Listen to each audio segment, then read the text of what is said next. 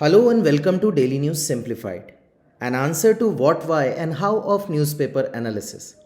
Today we have taken up important news and articles from the Hindu newspaper dated 27 July 2023, New Delhi edition.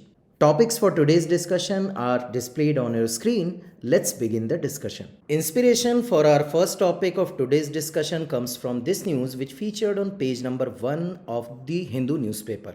Now, in an interesting turn of events, Lok Sabha Speaker Mr. Om Birla has admitted a no confidence motion against the Modi government. Now, experts are terming it as a stage for a high profile clash between the opposition and the ruling party. It is being considered as a bid to force the Prime Minister to speak in the Parliament on the Manipur conflict. This motion has been moved by the Congress Deputy Leader in the House, Mr. Gaurav Gogoi. Now, if you will look into the GS Paper 2 syllabus, Parliament and State Legislature, structure, functioning, conduct of business, powers, privileges, and issues arising out of these have been mentioned. Apart from this, center to this news is the instrument of no confidence, which is nothing but a tool at the disposal of Parliament to ensure the accountability of the executive. And as we all know, in our parliamentary form of democracy, the primary role of the Parliament lies in ensuring the accountability of executive. This theme is important from the perspective of UPSC examination. As you can see, in 2021, it has asked a question that to what extent, in your view, the Parliament is able to ensure accountability of the executive in India. So in this discussion, we will be looking at the background why we chose parliamentary form of government. Secondly, we will look into the mechanism that Parliament has at its disposal for holding executive accountable for its actions. And simultaneously, we will be discussing the present state of affairs, that is, challenges related to these instruments. So let's begin our discussion. So before moving on to the main part of discussion, let us briefly look into the background. The Indian Parliament, which is a bicameral legislature consisting Lok Sabha, that is lower house, and Rajya Sabha, that is upper house, was formally inaugurated after the national elections in the independent India in 1952. Its historical roots can be traced back to the Indian Councils Act of 1861 and the subsequent modest experiments in representative government carried out under the British rule.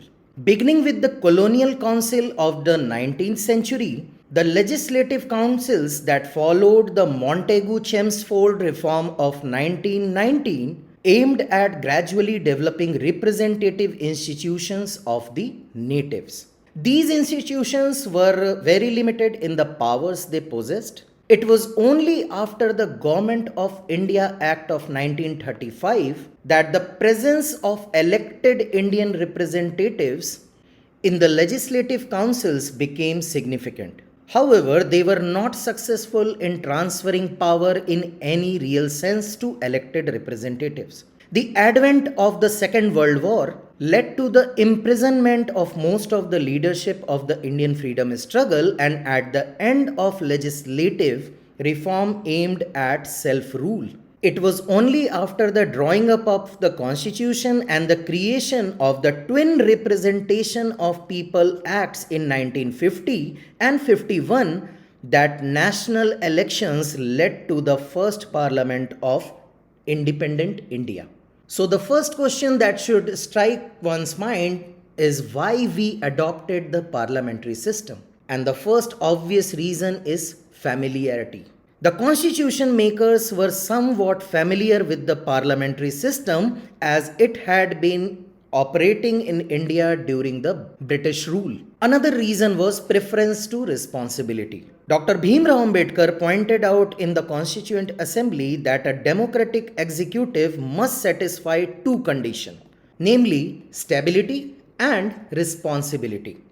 Now, the American system gives more stability but less responsibility, while the British system, on the other hand, gives more responsibility but less stability.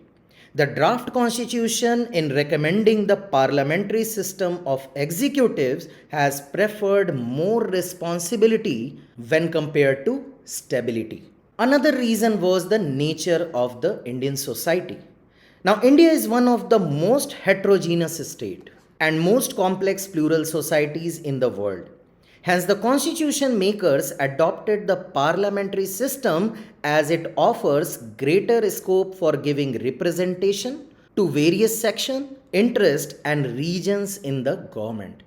Another reason was constitution makers did not want a conflict between the executive and legislature, as is the case with the US model of government.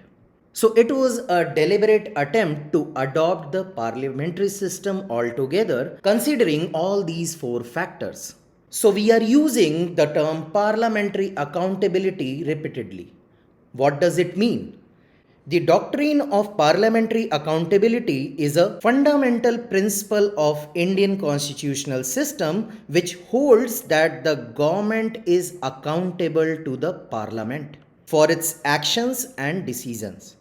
Under this doctrine, the government is responsible to Parliament for the exercise of its power and functions and is required to answer to Parliament for its policies, decisions, and actions. This accountability is a crucial element of the system of checks and balances and serves to ensure that the government is held to account for its actions and decisions. Now, Parliament serves as a locus of accountability and oversight in a democracy in at least two ways.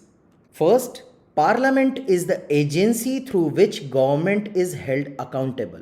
Second, elections are the mechanism through which parliamentarians are held accountable. So, the actual working of any parliament will be governed by both of these considerations.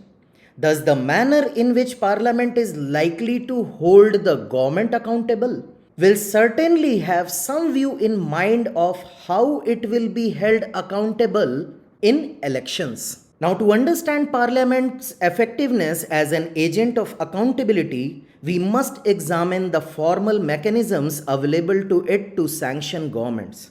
Now, let's understand this with an example. Now, for institution X, to be accountable to agent Y, Y must be empowered by some formal or informal mechanism to reward or sanction institution X for its activities. In principle, India's parliament has various accountability mechanisms at its disposal, but these mechanisms are of limited effectiveness. Primarily because these mechanisms and their execution depends upon the distribution of parties in parliament. So those who are in majority or having a support of a larger number can execute their functions properly, while those who are not having numbers in their favor cannot use these tools in an effective manner. Second reason for limited effectiveness of such mechanism is the power that parties have over their individual legislators. So as you know, there are provisions like anti-defection, etc., which forces individual legislators to follow the party line and they are not able to present their case as they want it to be. So the effectiveness that matters more than the availability of formal powers of sanction is absent in Indian case. So let us look into various mechanisms which are available at the disposal of Indian Parliament to hold executive accountable. So the executive responsibility to Parliament, or what is often termed parliamentary control over the executive, is based on two premises. First is the constitutional provisions of collective responsibility of the Council of Ministers to the popular House of Parliament, that is Lok Sabha, and the parliamentary control over the budget. Now let us look into the analysis of various mechanisms available to the Parliament one by one. So first is the question hour. Now as you know that first hour of every parliamentary sitting is dedicated to this. During this time, the members ask questions and the minister usually give answers. And these questions can be divided into three major categories, that is starred, unstarred and short notice question. In addition to the ministers, the questions can also be asked to the private members if the member is associated to the provisions of the bill that has been tabled in the parliament. However, Indian Parliament has witnessed instances where the government has tried to evade debates and deliberations, as is the case with present crisis in which opposition is alleging that ruling party is evading the debate on the issue of Manipur crisis. And that is why experts believe that bringing no confidence motion is nothing but a bid to make PM discuss the issue in the parliament. Similar allegations were made by the opposition that ruling party was circumventing the discussion on the issue of Galwan clashes with the China. Further, if we look into the debates and deliberations, lack of decorum has resulted into chaotic scenes which culminate into wiping out of entire sessions. So, what was being perceived as a tool to enable parliamentarians to ensure debates and discussion and holding executive accountable has turned into tool for creating chaotic atmosphere to an extent that entire sessions are being wiped out. For instance, in 16th Lok Sabha, question hour has functioned in Lok Sabha for just 77%. It was even lower in the case of Rajya Sabha, which functioned for just 47%. A lower rate of functioning reflects time lost due to disruptions, which reduces the number of questions that may be answered orally. While Parliament may sit for extra hours to transact other businesses, time lost during question hour is not made up. Consequently, this time lost indicates a lost opportunity to hold the government accountable for their actions. Further, if we look into the news, opposition specifically wants PM to address the House on the matter of Manipur issue. Now, problem lies in the fact that there is no mechanism currently for answering questions which require inter-ministerial expertise or relate to broader government policies. Since the Prime Minister does not answer questions other than the ones pertaining to his ministries, such questions may either not get adequately addressed or remain unanswered. Now, in such scenarios, we can learn from the United Kingdom, where the Prime Minister question time is conducted on a weekly basis. During the 30 minutes, the Prime Minister answers questions posed by various MPs. These questions relate to broader government policies, engagements, and issues affecting the country. Now, the second mechanism is procedures for passing the bills. Now, you all must be aware of the fact that there are broadly 5 stages of passage of bill. Now, in these stages, various deliberations and discussions are done on clause-to-clause basis related to any bill or the proposal of the government. However, it has been witnessed that governments have taken routes of ordinances to circumvent such scrutiny. Further, there are instances where government has managed to label a bill as a money bill to evade such scrutiny of debates, which are the primary motive of the different stages of debates in both the houses. One of the latest example is the terming of Aadhaar bill as a money bill. Another issue lies in the manner of voting. Government have used voice vote despite the opposition demand of a recording vote for the passage of bills, as was the case with the farm bill, which was passed through the voice vote route despite opposition demanding a recorded vote on the floor. So again, a mechanism which was established to scrutiny the executive actions is not functioning properly due to the tools which are at disposal of executive to evade such scrutinies. Another mechanism is the parliamentary committees. Now, the parliamentary committees are considered as mini parliament. Apart from this, parliamentary committee also reflect the heterogeneity of the parliament, as its membership includes members from various political parties, but they have failed to deliver their true potential. The reasons are both internal as well as external. Internal reasons relate to the lack of power related to the parliamentary committees, like their suggestions are left on to the discretion of the executive, and external reasons like very few bills are referred to these committees. Now, if data is to be believed, in the 16th Lok Sabha, only 25% of the bills introduced in Parliament were referred to these committees. Moving further, budgetary control is another tool at the disposal of Parliament. Now, appropriation of grants and post-budgetary control through financial committees like Public Account Committee, etc. are the tools at the disposal of Parliament. However, they have their own set of constraints, as budgetary discussions never take the intended form due to the paucity of time and the voluminous nature of budget itself. So everything comes down to the guillotine. Further, the post-budgetary scrutiny through various committees like Public Account Committee are termed as nothing but a post-mortem exercise where nothing much can be done to make a difference. Now, as we started our discussion with the no confidence motion, motions are one of the most important accountability mechanism.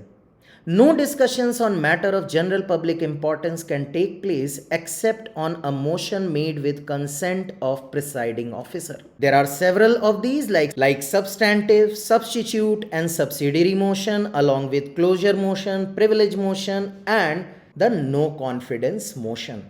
The foremost mechanism of accountability is the availability of no confidence motion. Article 75 of the Constitution says that Council of Ministers shall be collectively responsible to the Lok Sabha. It means that the ministry stays in office so long as it enjoys confidence of the majority of the members of Lok Sabha. In other words, Lok Sabha can remove the ministry from office by passing a no confidence motion. But the effectiveness of no confidence motion as a disciplining device depends upon the alternatives available to replace a sitting government. In a very simple sense, a government with a substantial majority, as is the case with the present government, is unlikely to be much deterred by the introduction of no confidence motions. The most egregious failure of Parliament to prevent abuse of executive powers occurred in the year of 1975,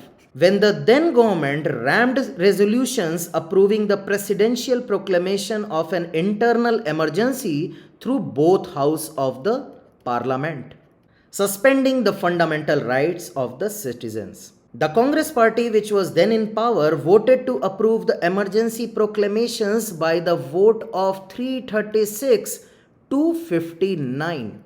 So, no confidence motions can be successful only in a very limited scenario, where government have a small majority. So, the no confidence motion can be successful only in a very limited scenario, where government have a small majority and a small part of that constituent majority has some reason to defect to another coalition or seek a general election that would result from the dissolution of the government. So again, what seems a powerful tool will depend upon the number game. If a ruling party is in majority, or you may say a substantial majority, no confidence motion can bring no change. Now, having discussed various mechanisms and their efficacy, there is another mechanism, and that is the opposition itself is a mechanism to ensure the accountability of executive. However, there are some conspicuous issues with the Indian oppositions which we will discuss further.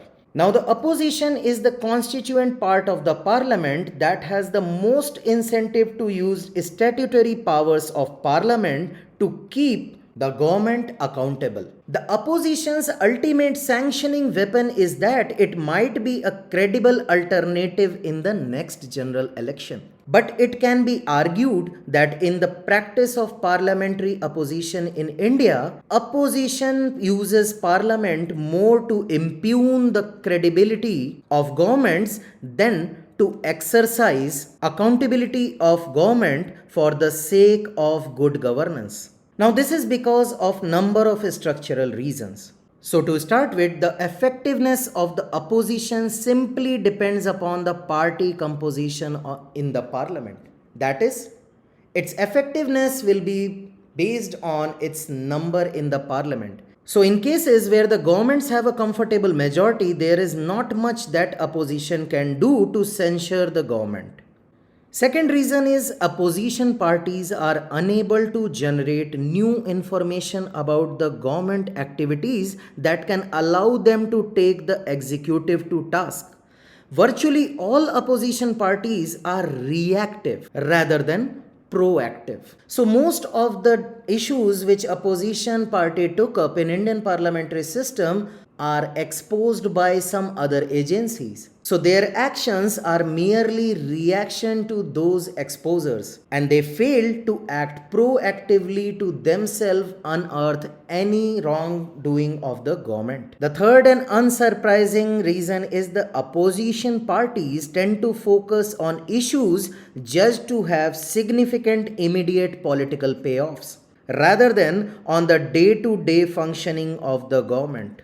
So the incentives for monitoring and oversight of the executive simply do not exist. The effort is high and the potential payoff is limited.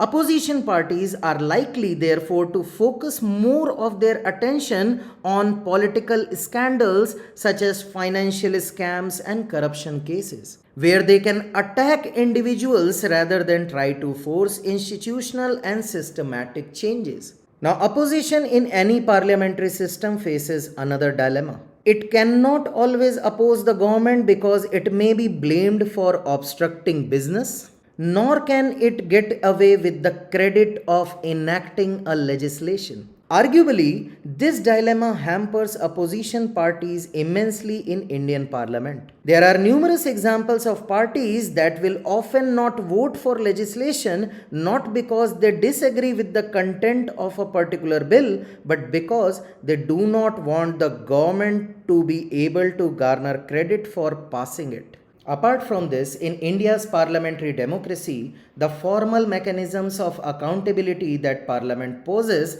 are considerably attenuated by the stranglehold that parties have over their members. Hence, the requirement of the party's interest rather than the obligation of parliamentary privilege are more decisive. In short, the competence of Parliament, its effectiveness, and its capacity to deliberate and produce legislation will depend upon the functioning of political parties and their capacities and calculations rather than the Parliament itself. So now you have seen that there are issues at every level and in every mechanism that Parliament has at its disposal to hold executive accountable. So what should be the way forward? Now, simple answer lies in that overhaul is required at every level. Name it strengthening the parliamentary committees or anti-defection law or the role of a speaker. At every level we require some overhaul. But to conclude our discussion, there can be two basic things that can be done to solve most of the problem. First is bringing the intra-party democracy, which will allow candidates who have a better touch with their constituency and their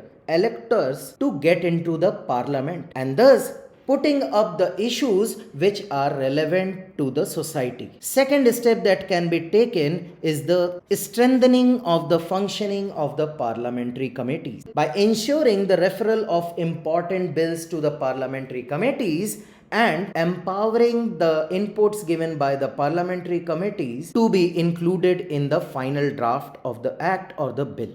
Our next discussion is based on this news article which featured on page number 6 of the Hindu newspaper. Now, as per this article, the elevated levels of India's fiscal deficit and public debt have been a matter of concern for a long time. Now the projections shows that even without any serious disruptions to the economy, the debt level is unlikely to return to the pre-pandemic era. Further, author of this article says that with elections to a number of states scheduled in the year 2023 and general election for the year 2024, the electoral budget cycle could push the debt ratio further. And there can be a serious question about its sustainability unless targeted intervention are made to reduce the debt burden, which may not be politically easy with the elections on the horizon. So broadly, this article talks about a prudent fiscal roadmap that can be achieved through the fiscal consolidation.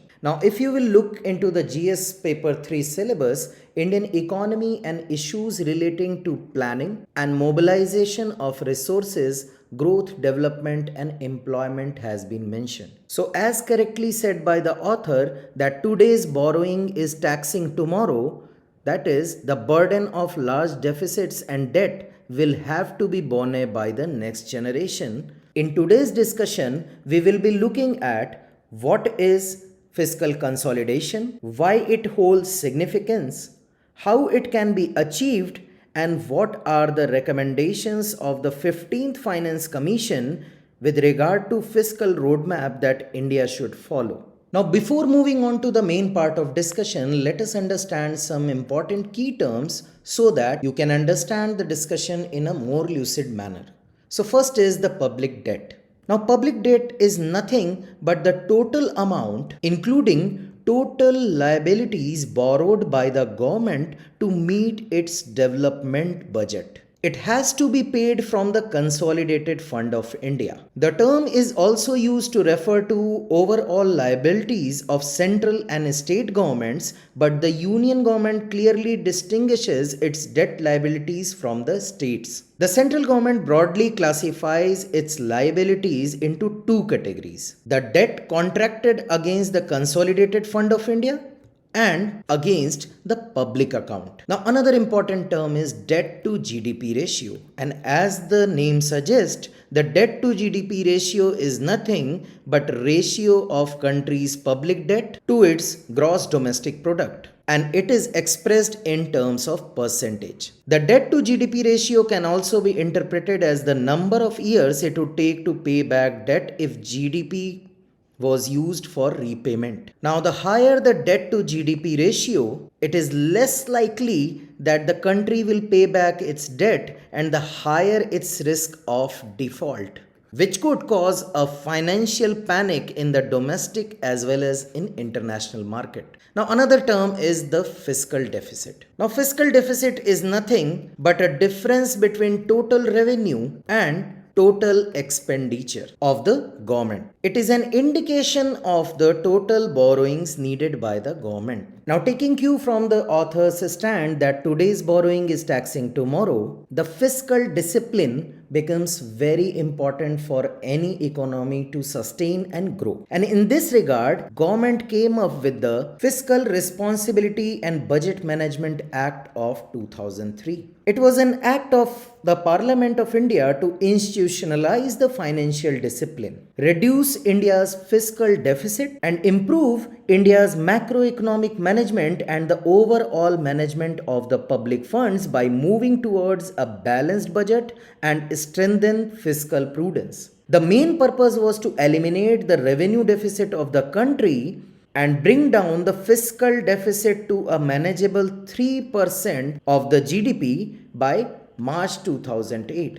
However, we have failed to achieve this level till now. As you might know, that is still the fiscal deficit runs up and above 6% mark. So in accordance with these understanding, let us begin our discussion. Now first, what is fiscal consolidation? Fiscal consolidation is a set of measures aimed at reducing a government's budget deficit and improving its financial position. It typically involves a combination of spending cuts and revenue increases to bring down government's overall debt to GDP ratio and restore confidence in the government's financial stability. The goal of fiscal consolidation is to achieve a sustainable level of public debt over the long term. This is important because large and persistent budget deficit can lead to higher inflation, lower economic growth, and an increased risk of financial crisis. In some cases, high levels of public debt may also limit a government's ability to respond to future economic shocks or provide essential public services. To achieve fiscal consolidation, governments may need to implement a variety of measures, including reducing spending on discretionary programs, reforming entitlement programs, increasing tax revenue, and selling government assets. The specific measures used will depend on number of factors, including the size and composition of the budget deficit, the economic and political context, and the government's priorities and goals. The 15th Finance Commission recommended a specific path for fiscal consolidation, setting a target of the central government's fiscal deficit at 5.5% of GDP for 2022-23. In a pessimistic scenario, this target was increased to 6% of GDP. So why fiscal consolidation is important? In India, the fiscal deficit serves as a crucial measure for government's financial stability. The FRBM Act in India outlines the targets for fiscal consolidation. Given the current economic situation, it would be wise to gradually work towards reducing the fiscal deficit while using fiscal policy to support and promote future economic growth. So how it can be achieved? First is through improved tax realization. By enhanced efficiency of tax administration, eliminating tax avoidance, enhancing tax compliance. Secondly, by enhancing tax to GDP ratio. By widening the tax base, that is more number of people paying their taxes, minimizing tax concessions and exemptions also improves tax revenues. Third method can be better targeting of government schemes so as to minimize the losses. That is extending DBT to most schemes so that covering up the loopholes and minimizing the losses of revenues and resources of the government. Now, how India has performed till date? When FRBM was enacted, the idea was to limit the fiscal deficit under 3% of GDP by the end of financial year 8, that is 2008. But that never happened. The fiscal deficit declined from 5.9% in financial year 2012 to 3.4% in financial year 2019. In financial year 2020, it went up to 3.8%. The following year, it was proposed at 3.5%, but the pandemic struck and it surged to a whopping 9.5%. Now for the current year, it is estimated at 6.8% and the government will seemingly work towards 4.5% by the year 2026. A fiscal deficit of 3% now appears to be a distant possibility. To ensure it was within the law, the government periodically amended the FRBM Act to reset the fiscal deficit target. Now, is there a trade-off between fiscal consolidation and growth? Now, it is a debatable topic. Many economists have said that speedier economic growth depends on limiting the fiscal deficit. Their reasoning is that high fiscal deficit will increase borrowings and the interest burden would curtail the government's ability to spend productively. Also, increased government borrowing will crowd out the private sector in debt market, leading to higher interest rate, which will hurt growth. That means if government starts borrowing more, there would be less credit for the private sector and which will lead to higher interest rate and which will ultimately hurt the growth. Other economists have argued that fiscal consolidation is not a fiscal compression mechanism.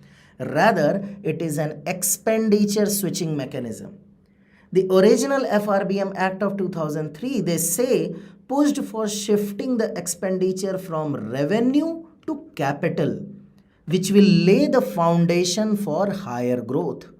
They argue that the FRBM Amendment Act of 2018 completely dilutes the original act to become contractionary. Now let us have a look at the fiscal roadmap as suggested by the 15th Finance Commission. Now it is important from the perspective of UPSC examination. The Commission suggested that the center should bring down fiscal deficit to 4% of GDP by 2025-26. For states, it recommended the fiscal deficit limit as a percentage of GSDP as 4% in 2021-22, 3.5% in 22-23 and 3% during 23 and 26. The Commission observed that the recommended path for fiscal deficit for the center and state will result in a reduction of total liabilities. It recommended forming a high-powered intergovernmental group to review the Fiscal Responsibility and Budget Management Act, that is FRBM, and recommend a new FRBM framework for center as well as states and oversee its implementation. Commission says that income and asset-based taxation should be strengthened. To reduce excessive dependence on income tax on salaried incomes, the coverage of provisions related to tax deduction and collection at source, that is TDS TCS, should be expanded. Stamp duty and registration fees at the state level have large untapped potential. Computerized property records should be integrated with the registration of transactions, and the market value of properties should be captured. State governments should streamline the methodology of property valuation. Commission also suggests that the inward duty structure between intermediate inputs and final outputs present in GST needs to be resolved. Revenue neutrality of GST rates should be restored, which has been compromised by multiple rate structure and several downward adjustments. Rate structure should be rationalized by merging the rates of 12 and 18%. States need to step up field efforts for expanding the GST base and for ensuring compliance. A comprehensive framework for public financial management should be developed. An independent fiscal council should be established with power to assess records from the center as well as the states. The council will only have an advisory role. A time-bound plan for phased adoption of standard-based accounting and financial reporting for both center and states should be prepared, while eventual adoption of accrual-based accounting is being considered. The center as well as the state should not resort to off-budget financing or any other non-transparent means of financing for any expenditure. A standardized framework for reporting of contingent liabilities should be devised. Both center and state should strive to improve the accuracy and consistency of macroeconomic and fiscal forecasting. Lastly, it says states should amend their fiscal responsibility legislations to ensure consistency with the center's legislation, in particular with the definition of debt.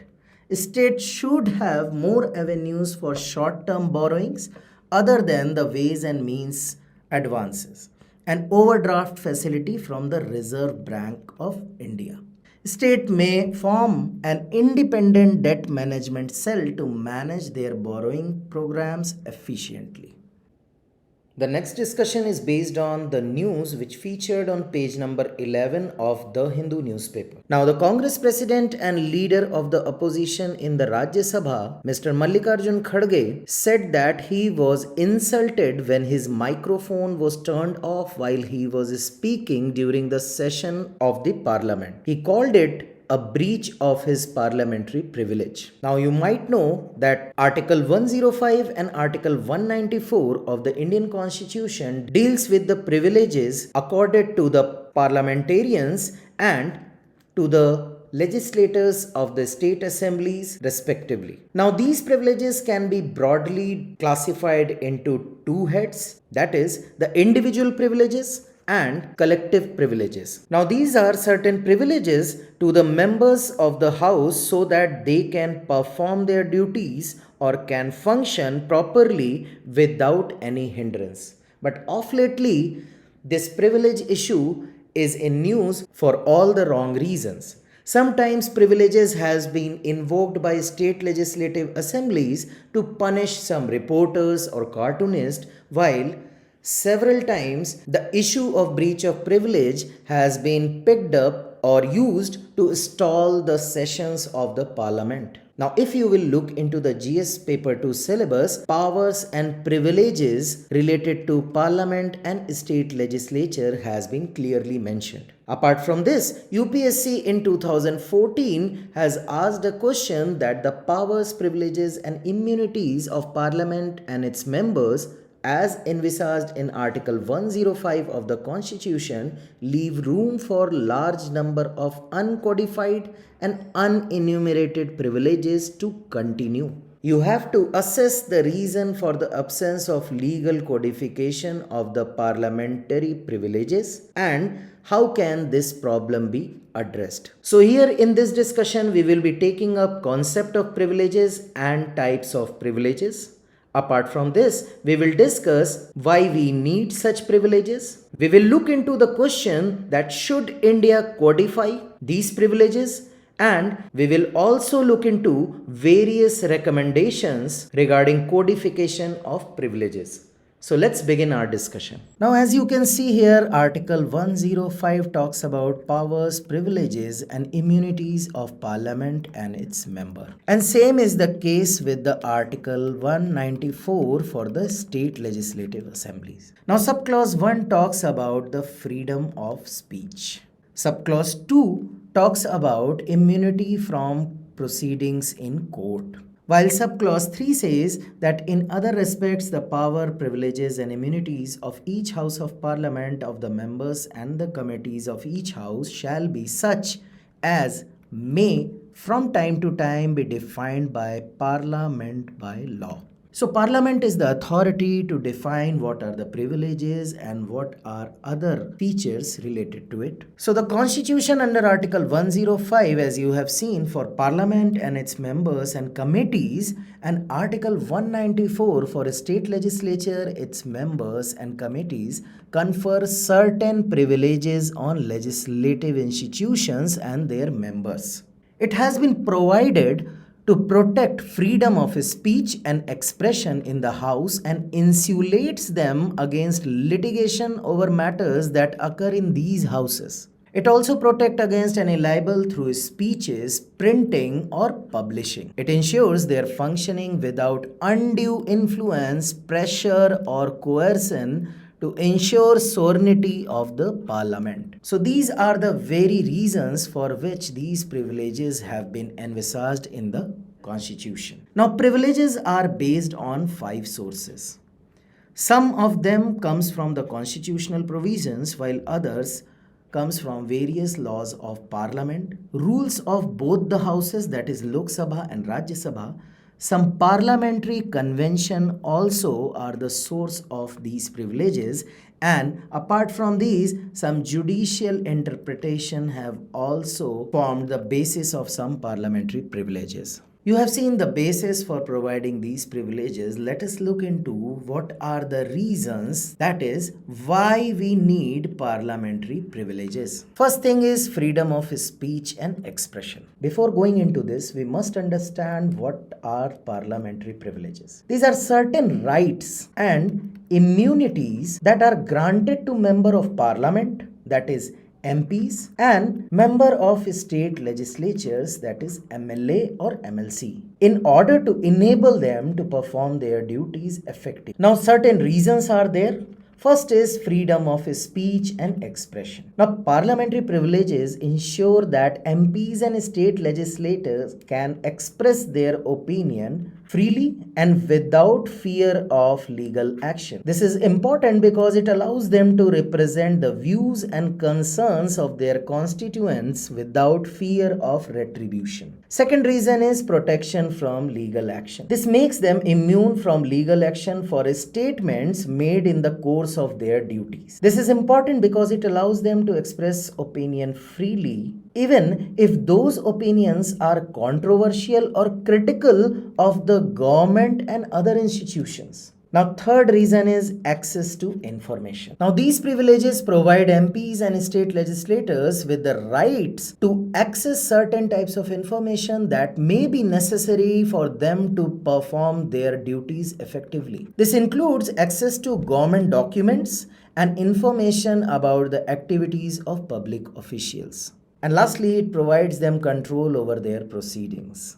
This includes the ability to regulate their own internal affairs and to maintain order and decorum within their respective chambers. Overall, parliamentary privileges are essential to the effective functioning of the legislative process. By providing MPs and state legislators with certain rights and immunities, parliamentary privileges help to protect the independence and integrity of the legislative process and ensure that elected representatives are able to carry out their duties effectively. Now, what are various types of privileges? You can broadly categorize them into two heads. First is collective privileges, and second is individual privileges. Collective means those privileges which are enjoyed by entire house, and individual which are enjoyed by individual members. Now, collective privileges include exclusion of a stranger from the proceedings of the house, hold a secret sitting of the legislature, freedom of press to publish true reports and parliamentary proceedings, but this does not happen in case of secret sitting. Only parliament can make rules to regulate its own proceedings. There is bar on court from making inquiry into proceedings of the house, that includes speeches, votes, etc. Now, individual privileges include immunity from arrest during session and 40 days before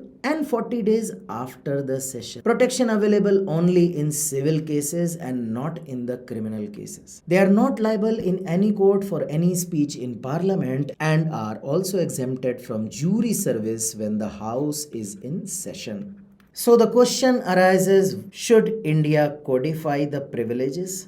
As that non-codification of privileges is the bone of contention. As at several instances, we have seen that under the purview of breach of privileges, several arrests and detention have been made. As was the case in the Maharashtra, where a police officer was arrested and detained for blocking road of an MP, and so was the case with some journalists who have been arrested on the account of breach of privilege of the state legislatures. So let us look into the question that whether we should codify the privileges or not. Now, first reason is it is against the constitutionalism or doctrine of limited power. Now, the main feature of our constitution is that it is a written constitution. Now, for a written constitution, an unwritten code of privileges is an irony. Absence of codified privileges gives unbridled power to House to decide when and how breach of privilege occurs. So it is against the basic concept of constitutionalism itself, as those who are responsible for making laws have not codified their own privileges and law related to their proceedings. It also violates the principle of separation of power, as Speaker acts as complainant as well as advocate as well as judge of the case. So it is clear dilution of concept of separation of power. Now, penal action in cases of breach of privileges is absolutely unwarranted unless there is an proven attempt to obstruct the functioning of the House or its member. So it should be used sparingly and not on a frequent basis or on the basis of whims and fancies of its member. It must only be invoked by legislature when there is a real obstruction to its functioning. Now, in past we have seen breach of privilege was invoked for genuine criticism of members of the houses or due to political vendetta. It reduces accountability of elected representatives. In some cases, it was invoked on grounds of defamation by individual members, while judicial remedy available under defamation and libel law. So misuse should be avoided and it should be used only when there is a real attempt to obstruct the functioning of the House. So in this regard, various recommendations have been provided by various committees. Now, the recommendation of National Commission to review the working of the Constitution, that is NCRWC, says that the privileges of legislators should be defined and delimited for the free and independent functioning of the parliament and state legislature. It says that Article 105 and 194 may be amended to clarify that the immunity enjoyed by the members and parliamentary privileges does not cover corrupt acts committed by them in connection with their duties in the House or otherwise. It also suggested that no court would take a cognizance of any offense arising out of a member's action in the House without prior sanction of the Speaker or the Chairman, as the case may be. Second, ARC also endorsed the recommendation of the NCRWC. The 16th All India Whips Conference recommended to consider codification of privileges to remove the uncertainties surrounding them and address the anxieties of the people and the press. So what is the way forward? Now the Constituent Assembly envisaged the system of uncodified privileges based on British House of Commons as only temporary. Indian and British Parliament have different political and legal status. That is, popular sovereignty versus the parliamentary sovereignty.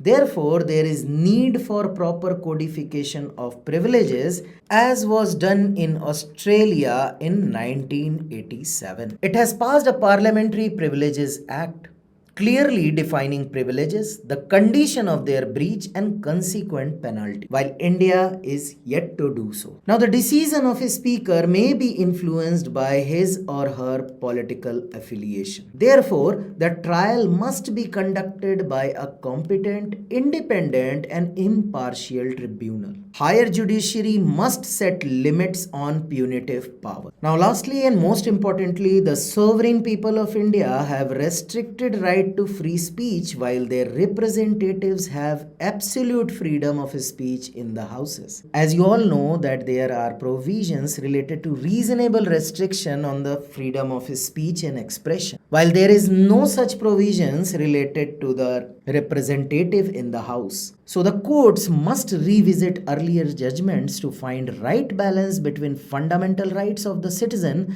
and the privileges of the legislatures.